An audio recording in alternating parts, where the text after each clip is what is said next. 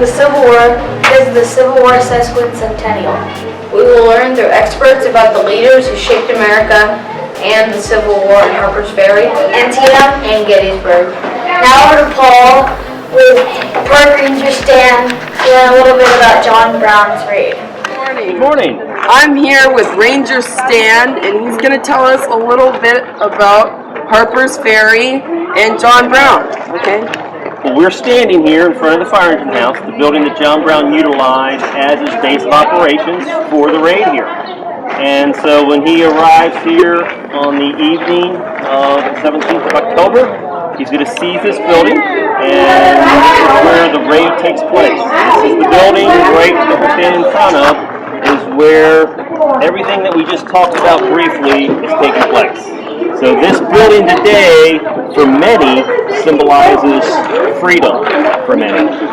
So this building has really high symbolism of freedom. Thank you. You're welcome.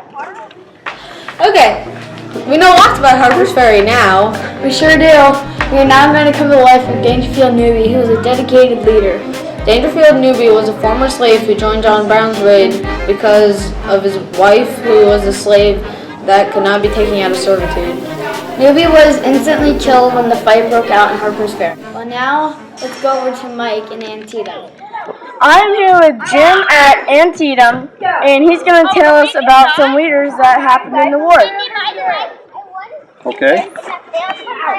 This is the Battle of Antietam. It's the bloodiest day in American history.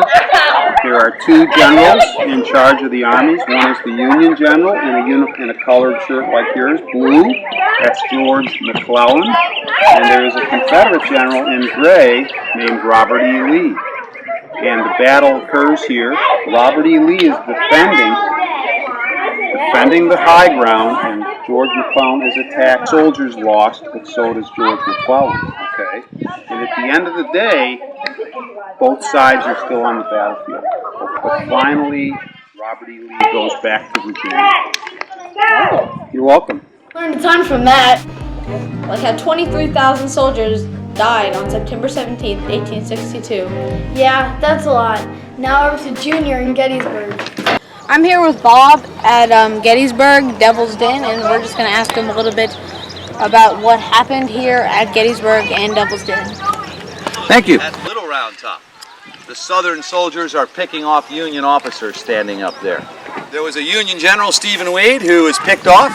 He didn't die right away. He asked his men if they would please find a friend of his, Charles Hazlitt, and tell him I have something to say before I die. Hazlitt was found. He came running to his friend. He bent down to hear his friend's last request, but before he could hear what it was, one of the sharpshooters from Devil's Den here will hit him, and he'll fall dead over his friend.